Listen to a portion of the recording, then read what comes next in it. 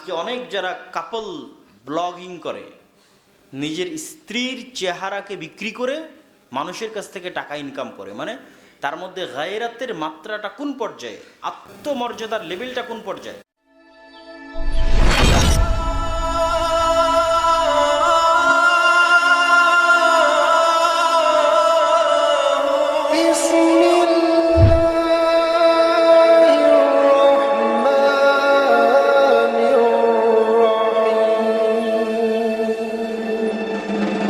যখন পাপের বর্ণনা দিয়েছেন, গুনাহের বর্ণনা দিয়েছেন, তখনও তিনি যে গুনাহের যে সিরিয়ালগুলো করেছেন সেই সিরিয়ালগুলোর ক্ষেত্রে তিনি অবৈধ সম্পর্ককে ধারাবাহিক সিরিয়ালের ক্ষেত্রে প্রাধান্য দিয়েছেন।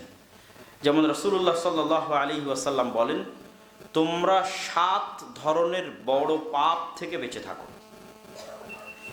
এবং আব্দুল্লাহ বিন মাসউদ রাদিয়াল্লাহু তাআলা রাসূলুল্লাহ সাল্লাল্লাহু আলাইহি ওয়াসাল্লামকে জিজ্ঞেস করলেন, আইয়ু যামবি ইনদাল্লাহি আকবার, আল্লাহর নিকটে সবচেয়ে বড় পাপ কোনটি? তখন রাসূলুল্লাহ সাল্লাল্লাহু আলাইহি ওয়াসাল্লাম উত্তরে বললেন, আন তাজআলা লিল্লাহি নিদ্দান ওয়া হুয়া খালাকাক, আল্লাহর নিকটে সবচেয়ে বড় পাপ হচ্ছে তুমি ওই আল্লাহর সাথে কাউকে শরীক স্থাপন করবে যিনি তোমাকে সৃষ্টি করেছে। যে আল্লাহ তোমাকে সৃষ্টি করেছে তিনিই তোমার ইবাদত পাওয়ার হকদার, তো তুমি তার সাথে অন্য কাউকে শরীক করবে, এটি সবচেয়ে বড় অপরাধ। আমি জিজ্ঞেস করলাম, সুম্মা আইয়ু, তারপরে সবচেয়ে বড় অপরাধ কোনটি?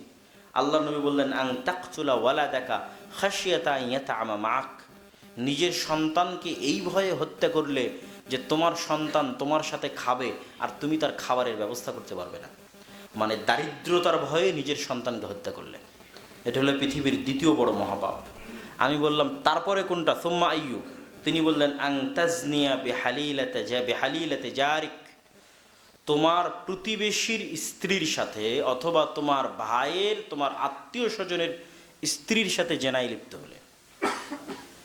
স্বাভাবিকভাবেই 3টা বড় পাপের ধরন একই রকম আছে, তথা আগের যে সিরিয়াল সেই সিরিয়ালই ঠিক আছে। 1 নম্বরে শিরক, 2 নম্বরে হত্যা, 3 নম্বরে জেনা। কিন্তু হত্যার ক্ষেত্রে আরো বড় হত্যা যদি নিজের সন্তানকে হত্যা করে, হত্যার ক্ষেত্রে আরো বড় অপরাধ যদি রিজিকের ভয়ে হত্যা করে। কেন? রিজিকের মালিক কে? আল্লাহ সুবহানাহু ওয়া তাআলা। ঠিক জেনার ক্ষেত্রে অবশ্যই এটা নিজের জায়গায় অনেক বড় পাপ, কিন্তু এটা আরো বড় পাপে পরিণত হয় যখন মানুষ তার প্রতিবেশী, তার আত্মীয় স্বজন বা তার ভাইয়ের হককে নষ্ট করে তার স্ত্রীর সাথে জেনায় লিপ্ত হয়। তখন এখানে 2টো অপরাধ সম্পৃক্ত হয়। এই জন্য রাসূলুল্লাহ সাল্লাল্লাহু আলাইহি ওয়াসাল্লাম সেটিকে ধারাবাহিকভাবে উল্লেখ করেছেন। আল্লাহ নবী বলেন, ইজা সানাল আবদ খারাজা মিনহুল ঈমান, যখন কোনো মানুষ জেনায় লিপ্ত হয় তখন তার ভিতর থেকে ঈমান বের হয়ে যায়, এবং তওবা করে ফেরত না আসা পর্যন্ত তার ভিতরে ঈমান প্রবেশ করে না, তথা তার অন্তরে আফসোস তৈরি না হওয়া পর্যন্ত, আল্লাহর কাছে ক্ষমা না চাওয়া পর্যন্ত ঈমান প্রবেশ করে না।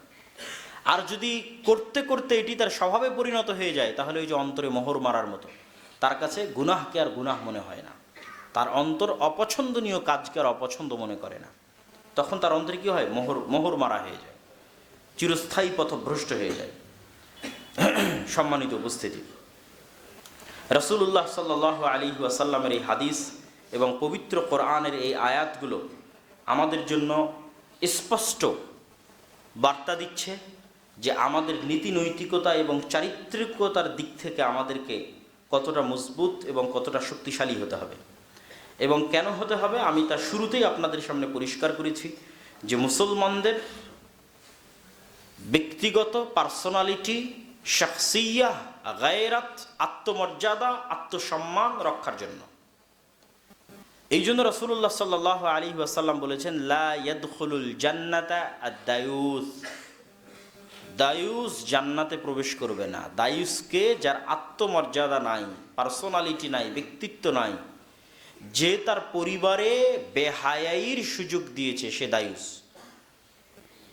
তথা দিয়াসা, শুকুরের চর্বিতে দিয়াসা থাকে।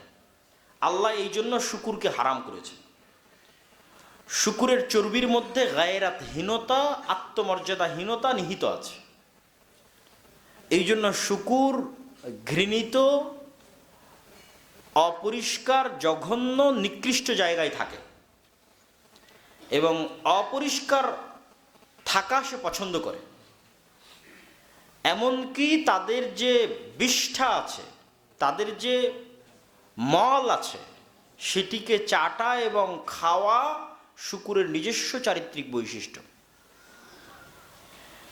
যা তার গোস্ত এবং তার চর্বির মধ্যে এই ধরনের নিকৃষ্টতাকে নিহিত করে, অন্তর্ভুক্ত করে। ফলত মানুষ যখন প্রচুর পরিমাণে শূকরের চর্বি খাবে, তখন ধীরে ধীরে ধীরে ধীরে তার মধ্যে ওই গায়রাতহীনতা চলে আসবে। তখন সেও এরকম নিকৃষ্ট, অপবিত্র, জঘন্য, মানুষের কাতার থেকে নেমে পশুর কাতারে চলে যাওয়া, তার স্ত্রীর বিষয়ে তার মধ্যে কোনো গায়রাত, তার কন্যা, তার বোনের বিষয়ে তার মধ্যে কোনো গায়রাত কাজ করবে না। এই জন্য দেখবেন আজকে অনেক যারা কাপল ব্লগিং করে, নিজের স্ত্রীর চেহারাকে বিক্রি করে মানুষের কাছ থেকে টাকা ইনকাম করে, মানে তার মধ্যে গায়রাতের মাত্রাটা কোন পর্যায়ে, আত্মমর্যাদার লেভেলটা কোন পর্যায়ে, এটা বিভিন্নভাবে তৈরি হয়েছে। তার মধ্যে হয় হারাম ইনকামের কারণে তৈরি হয়েছে, না হয় হারাম ভক্ষণের কারণে তৈরি হয়েছে, না হয় পারিপার্শ্বিক অবস্থার কারণে তৈরি হয়েছে, না হয় বস্তুবাদী চিন্তাধারার কারণে তৈরি হয়েছে, দুনিয়াকে প্রাধান্য দেওয়ার কারণে তৈরি হয়েছে। কিন্তু তার মনুষ্যত্ব, তার পার্সোনালিটি, তার ব্যক্তিত্ব শেষ হয়ে গেছে নাই, যখন থেকে সে তার স্ত্রীকে বিক্রি করে টাকা ইনকাম করা শুরু করেছে। তো এই জন্য রাসূলুল্লাহ সাল্লাল্লাহু আলাইহি সাল্লাম বলেছেন, সে জান্নাতে যাবে না। যখন মানুষ ওই লেভেলে চলে যায়, তখন তার রক্ত আর শূকরের রক্ত একই রকম হয়ে যায়। আর অতি আত্মমর্যাদা সম্পন্ন মানুষ, অতি আত্মমর্যাদা সম্পন্ন যুবক সমাজের ফিতনাকে দূর করতে পারবে। কিভাবে সমাজের ফিতনাকে দূর করতে পারবে আমি বলি, মেয়েদেরকে পথভ্রষ্ট করা অনেক সহজ, তাদেরকে যে কোনো ফাঁদে ফেলা অনেক সহজ, তাদেরকে পথভ্রষ্ট করা শয়তানের জন্য পুরুষের তুলনায় অনেক অনেক সহজ। এই জন্য যখনই আপনি মেয়েদেরকে স্বাধীন করে দিবেন, আজাদ করে দিবেন, তখন তাদের পথভ্রষ্ট হয়ে যাওয়ার সম্ভাবনা সবচেয়ে বেশি। আপনি তাদেরকে নিয়ন্ত্রণ করতে পারবেন না, কন্ট্রোল করতে পারবেন না। তাহলে সমাজে ফিতনা দূর করার জন্য পুরুষকে আত্মমর্যাদাশীল হতে হবে, পুরুষকে আত্মমর্যাদা সম্পন্ন হতে হবে, যে তার স্ত্রীকে, যে তার কন্যাকে, যে তার বোনকে তাদের ইজ্জত রক্ষার জন্য তাদেরকে পর্দার মধ্যে রাখবে, তাদেরকে ছেড়ে দিবে না, তাদেরকে উন্মুক্ত করে দিবে না। এর জন্য তার ভিতরে আত্মমর্যাদা থাকা লাগবে, গায়রাত থাকা লাগবে।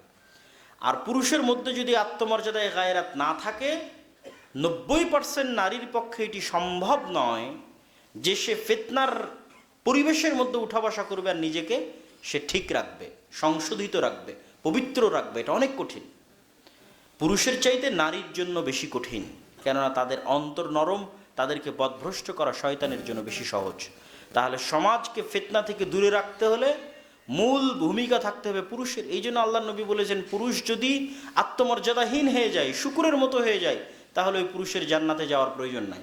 সে তার পরিবারকে নষ্ট করছে, তার স্ত্রী, তার কন্যা, তার মা, তাদেরকে সে নষ্ট করে দিচ্ছে। এবং এটার আরেকটা পরবর্তী ইফেক্ট হচ্ছে, যখনই কোনো পুরুষ আত্মমর্যাদাহীন হয়, গায়রাতবিহীন হয়, এবং তার স্ত্রী এবং তার কন্যা বা তার বোন এই ধরনের খোলামেলা পরিবেশে উঠা বসা করবে, চলাফেরা করবে, এবং অসংখ্য পুরুষের সংস্পর্শে আসবে, এবং পুরো পরিবার থেকে গায়রাত উঠে যাবে, তখন তার পরবর্তী প্রজন্ম তথা এই স্বামী এবং এই স্ত্রীর পরবর্তী প্রজন্ম পুরুষ হিসেবে জন্ম হওয়ার চাইতে ছেলে মানুষ হিসেবে জন্ম নিলেও তার মধ্যে নারীর স্বভাব থাকবে। তখন আপনি আর ওই পুরুষ জন্ম দিতে পারবেন না যে বীর মুজাহিদ হবে, সাহসী হবে, পৃথিবীর সামনে মাথা নত করবে না, তারেক বিন জিয়াদ হবে, খালেদ বিন ওয়ালিদ হবে, ওমর ইবনুল খাত্তাব হবে, জন্ম দিতে পারবেন না। তখন তার পরবর্তী যে প্রজন্ম আসবে, সেই পরবর্তী প্রজন্ম আসবে আরও বেশি পরিমাণে কম্প্রোমাইজিং, আরও বেশি পরিমাণে ছাড় দেওয়া, এবং পৌরুষত্বের তুলনায় তার মধ্যে মেয়েলি স্বভাব বেশি বিরাজ করবে। তাহলে আপনি যদি পৃথিবীকে বাঁচাতে চান, পুরুষ জন্ম দিতে হবে। সাহসী, আত্মমর্যাদা সম্পন্ন পুরুষ পৃথিবীতে থাকা লাগবে, পরিবারকে রক্ষা করার জন্য, মুসলিম উম্মাহকে রক্ষা করার জন্য, পৃথিবীকে রক্ষা করার জন্য। থাকবে কিভাবে? তাহলে ওই পুরুষের আত্মমর্যাদা আত্মসম্মান রক্ষা হতে হবে, তার পরিবারের মধ্যে পর্দা নম্রতা থাকতে হবে, তাহলে তার পরবর্তী প্রজন্ম যে আসবে সেও আত্মমর্যাদা সম্পন্ন ব্যক্তিত্ববান পুরুষ হিসেবেই জন্ম নেবে। এই জন্য পরিবারের পবিত্রতা এবং লজ্জাস্থানের পবিত্রতার বিকল্প নাই।